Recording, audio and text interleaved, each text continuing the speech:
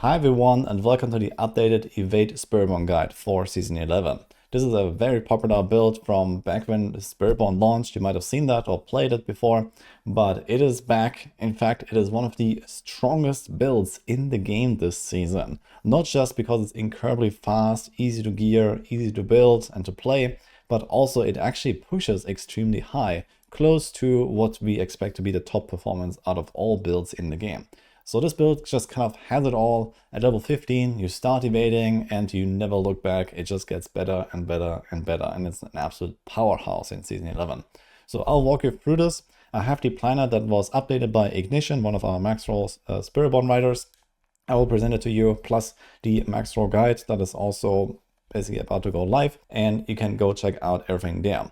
I have played this build a lot in the PTR and also in previous seasons, but I did not actually fully cook the planner myself, so I'll be showing his. But just to give you a bit of an idea of like how easy it is to progress on this, keep in mind that the early game and in general the game difficulty has been ramped up quite a lot in Season 11. And here you can see me, for example, trying this out on the PTR. I actually leveled a Spiritborn with this build from 1 all the way to Torment 4 on the PTR, doing the entire progression, and was an absolute smooth ride from start to finish. And here we are on Penitent difficulty. This is not any kind of, twinked out alt character or so. This is literally a season start run, and you can destroy elites on Penitent with this, starting at level 15 effectively.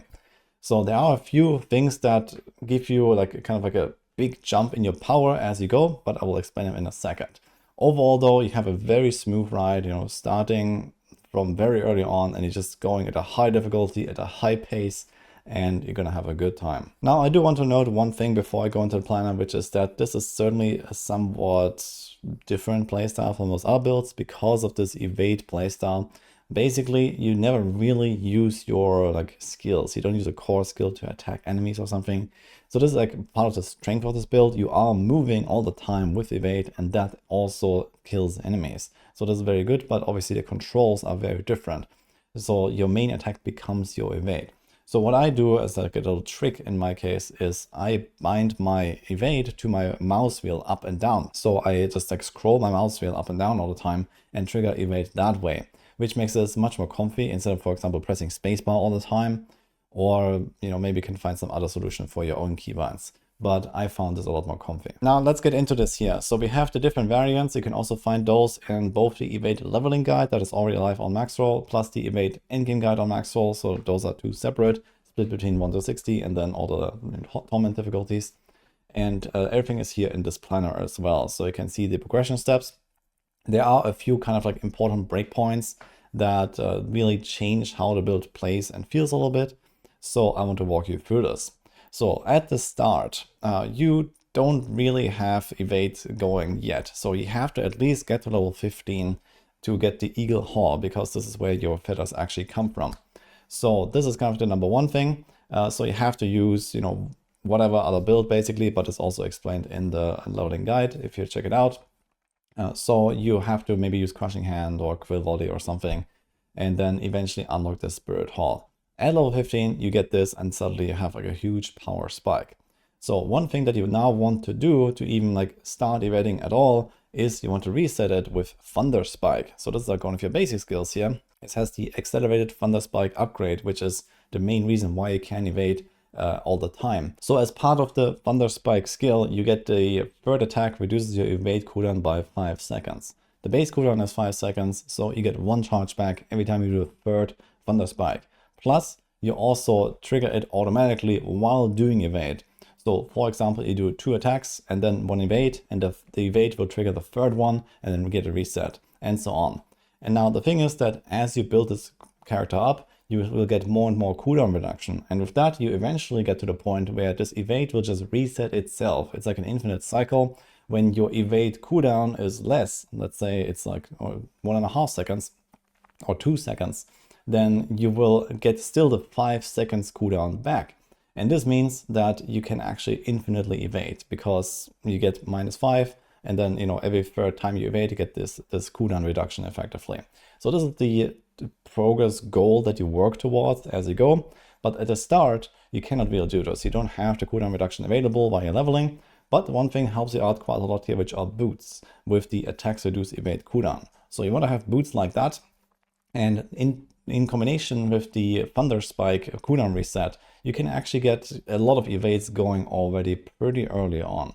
And not only that, but actually somewhat recently, the Eagle Hall was also updated to not just work only on evade, but it actually works when you press other skills as well. So while leveling up, you still shoot the feathers even when you're not evading, which is very helpful. So you still have decent damage output all the time, but you don't evade all the time. This comes later. So you have to do this so-called evade weaving. So you kind of hold down Shift and Thunder Spike on PC, for example, to like do the force attack. You just have like a force attack into the air with the Thunder Spike, and then you do, like in my case, the mouse wheel scrolling whenever it's ready to like move forward. So you like evade, attack once or twice, evade, attack once or twice, and so on. And the more cooldown reduction you build, the less you will have to attack, and at some point you just never attack, you always evade non-stop. So some things that come in like later in the game, for example, are the evade cooldown reduction tempers. So you have this on the boots and also on the neck. You can get a lot of evade cooldown reduction. And then as you get, for example, mythic gear and you have like juiced up evade tempers here, for example, you can get so much evade cooldown reduction that this alone basically solves this entire issue at some point, because your evade cooldown will just be so low that you always get this permanent reset. So as you work up your gear, masterwork, get better tempers and so on, this helps a lot. And now we can also roll, for example, cooldown reduction on rings and gloss, which is very helpful. So we have this here as an example. This ring has cooldown reduction, so you can also just put this on your gear. And this also helps with this entire combo. And now let's talk about the skills progression a little bit. So the Thunder Spike is the one important thing that you really care about. There's a bunch of other kind of like supporting pieces here. We have Armored Hide, which is kind of important later on, especially once you get the unyielding hits aspect. And so first of all, it's pretty good defense. You get the resolve for the damage reduction, you get the block, the unsolvable, really nice stuff. But also it is a gorilla skill that you can trigger while doing the evade.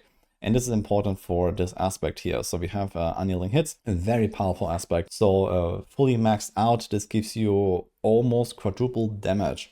So it's kind of important to keep this up, but it has only a 3-second timer. So you want to basically cast an Armored Hide once every 3 seconds. And how do you do that? Well, with Intricacy.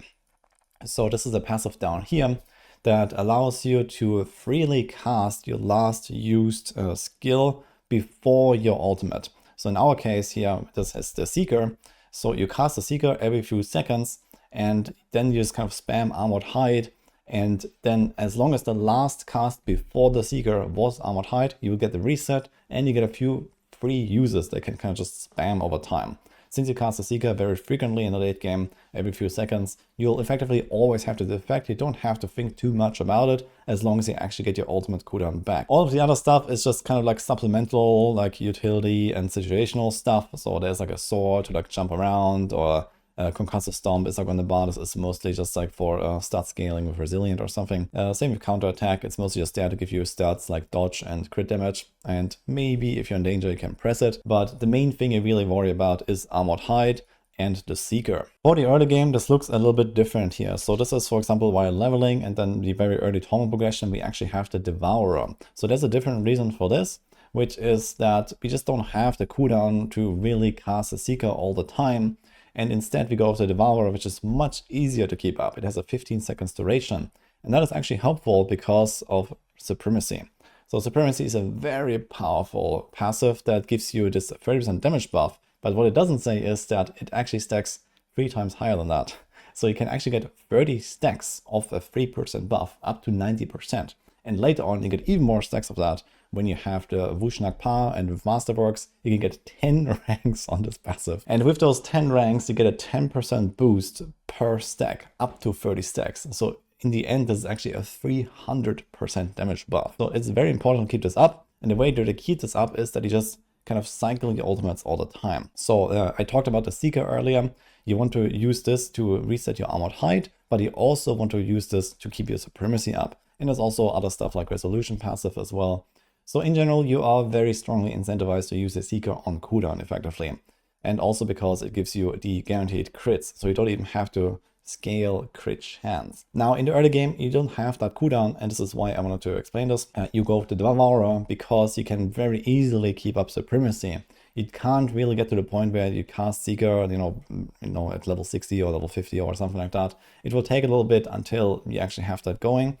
And for the time being, you just use Devourer. You get your Supremacy stacks, and you just try to like cycle the Devourer. Whenever it's down, you instantly recast it, and then these stacks will kind of keep rolling and keep going up and up. And this is a very powerful buff quite early.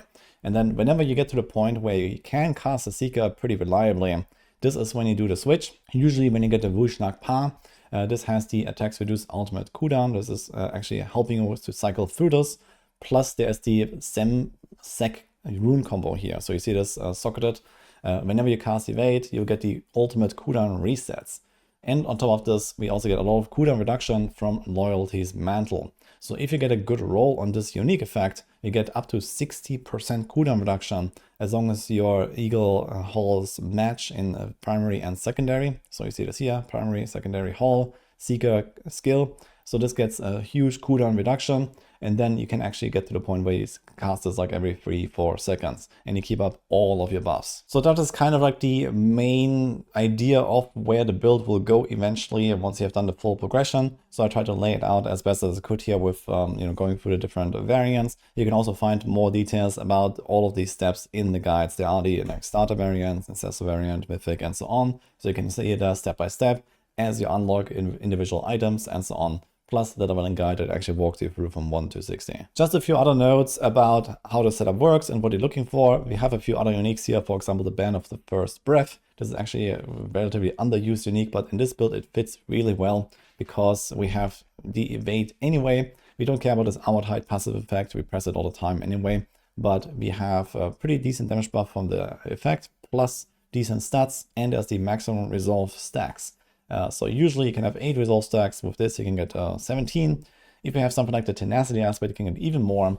And this is a pretty nice damage buff. If you look at, for example, here the Colossal Glyph, you get 2% damage per resolve. So this is a very strong glyph suddenly, even though you don't actually do gorilla damage. And even though you're usually not really close to enemies, this remains a very powerful glyph thanks to this ring here. And then, for the Mythic variant, we have the Shroud. This is like the only Mythic that goes in there. Before that, you just go with like some other random chests, which is actually the Tenacity I just explained. Here we have Temerity. Temerity is a very powerful defensive item that I also made a video about actually the other day. You might have seen it.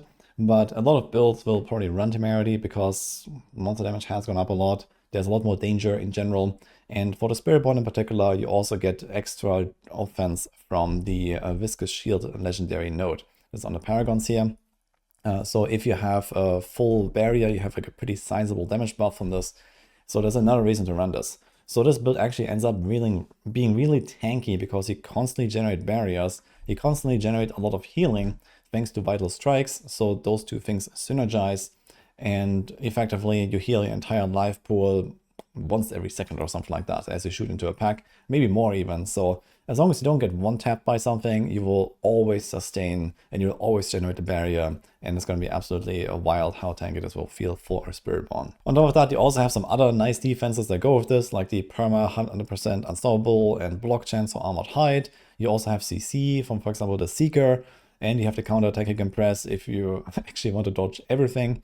But even without pressing that, you have something like Mirage here for the extra 60% block chance or even 80% block chance bonus if you put like 3 points plus the Shroud. So you almost get to block, to dodge cap just from this passive alone while evading, which you're going to do all the time later. So almost nothing can really touch you, and you have really good defenses on top of that. Now let's talk about the stats a little bit. I did mention cooldown reduction and evade cooldown reduction being pretty high priority. We also have a bunch of really good passes that you can throw on your amulet if you find those, Brilliance in particular, but Apex, Unrestrained Power. There's a few more that you can also get from like the skill tree. You can basically just check like what is already like included in the build, and if you roll that, that's good, for example. And besides that, we also have the Storm Feather Potency here. This is a relatively important stat. So wherever you can, you want to temper this, and you also have this on your Paragons from a glyph. So this is actually a direct damage multiplier. This is here the Eject Plume glyph. You want to try to max it out as much as possible. So this can scale with dex, and on the Viscous Shield board up to 110 dex is present. You see here we get 367% Storm Feather Potency from this, plus whatever we have on the Tempers. So this is a massive damage multiplier that you want to have. And on top of that, we get the Spirit Hall bonuses as well. That is from Wushang Pa and the Loyalty is Mantle. So those two things stack relatively together. So you get like 100% here and like a 300% there. But it is a lot as well, and that multiplies the base value of the Spirit Halls as well. So we have a lot of damage scaling here once you get those uniques and that glyph. And lastly, another important note here are the Seeker charges. So Seeker has this resource temper here that you can put on a ring, and this actually very easily scales up to quite a large number, as you can see. And with that, you kind of like get to the point where you don't necessarily reset the full cooldown of the Seeker every time you cast it, but you don't really have to, because you start the run with like 13 charges and you like slowly deplete them as you go. But then whenever you go back to town, they come back. So you always have infinite charges anyway that way. So you have like kind of this head start, and even with like not perfect cooldown reduction, you actually can cast this throughout an entire pit run. And that's pretty much it for this build. So the Evade Spiritborn is just ridiculous, and well, as probably to no one's surprise, we have it ranked as actually the #1 overall build in the game. I mean, obviously it's a bit of like a toss-up between like some of those like top candidates here. There's a lot of really crazy stuff this season.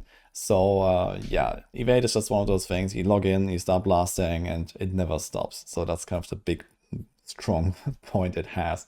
And it can go all the way, even like we expect like over pit 110 clears on the high end. So it's gonna be pretty crazy. So that's what I got here for now. Hope you enjoyed this video. I wish you good luck in season 11. I think it's gonna be a lot of fun, lots of new stuff to try there. So like, subscribe. I have a lot of stuff coming up as well, and I'll see you guys next time.